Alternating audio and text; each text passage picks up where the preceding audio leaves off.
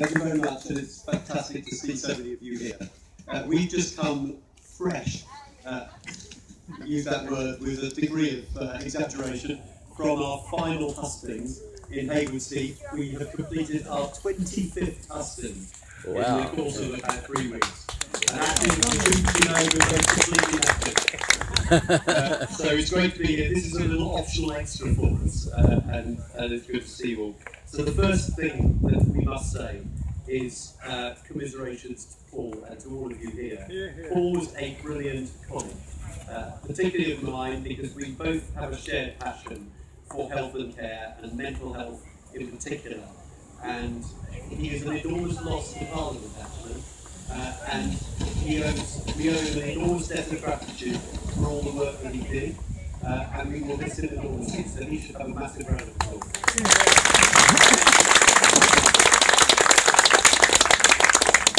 And in the very limited time available, I suppose it's on that question of mental health that I just wanted to say a few words, because I've always been a campaigner, and I've tried always to campaign for liberal values. And I tried to be a campaigning minister, taking over from the brilliant work that Paul had done. And I wanted to fight for the really important liberal cause of justice for those who suffer from mental ill health. There is an incredible historic injustice here, that if you suffer from mental ill health, you don't get the same access to treatment and services as others do. And you can't begin to justify it. If you suffer from cancer, or suspected cancer, you have a right to an appointment within 2 weeks of referral to a GP. This is worrying. If you suffer a first episode of psychosis as a teenager, you have no such right. And yet we know that early intervention can literally rescue that person and give them the chance of a good life. And so as a Liberal, we have to fight, and I fought, to ensure that those people have the same right to access treatment, not treated as second-class citizens, powerful citizens against the state. And it's that sense of a powerful citizen that gives us the absolute determination to ensure that we fight to protect the Human Rights Act from assault from this Conservative government. And then there's the important principle of fighting to ensure that we always celebrate diversity, that people can be themselves, they can live the life that they choose without interference from the state. Move forward a little bit, is that right? Rejecting conformity, always fighting against discrimination, against injustice, and against entrenched poverty. These are the values that I hold dear and which I will always fight for. My ambition for this party, I am determined that we think big. This is an age where change happens incredibly quickly. In the commercial world, big household names here one day, gone completely the next. New startups emerge and suddenly catch fire because there's a ready market out there for them. And in a way I want to see us as a dynamic startup with a massive potential market out there, because in so many ways this is a liberal age. There are so many people out there who share our values but who don't associate themselves with the Lib Dems. So our task is to reach out to them. And if we can connect with those people, we can build a liberal, progressive, radical movement of change. The steps that I think we need to take to get there, I think we need root and branch reform of our party.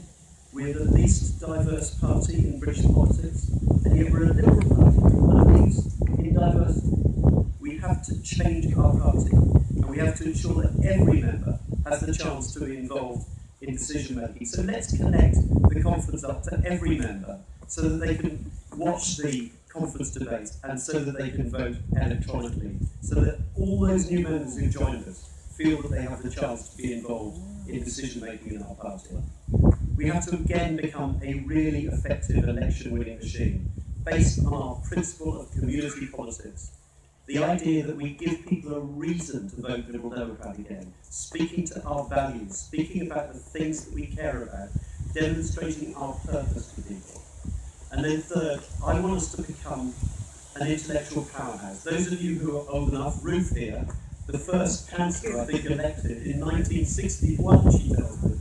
She will remember all about that wonderful radical liberal, Joe Grumman, who inspired a new generation of people to rally to the liberal cause. He brought big thinkers in from outside the party to think big about liberal solutions to the problems of that age.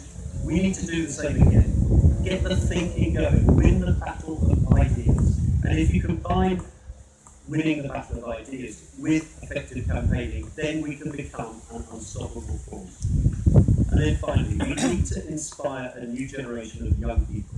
Young people are so often, overwhelmingly I would say, liberal in their attitudes, their instincts, their values. They're open, they're dynamic, they're internationalists. They believe in opportunity. These are liberal values. And if we can speak to those young people, if we can listen to them and speak to their values, we can become the party of the future. Just end by mentioning this to you. I was talking to a young liberal youth woman recently who was talking to me about the work that I'd done on young people's mental health. And she said to me, "You've restored my faith in politics because of the work that you've done. And given that I am completely driven to try to make a difference to people's lives, that meant a lot to me." But we can, restore people's faith in politics if we do politics differently.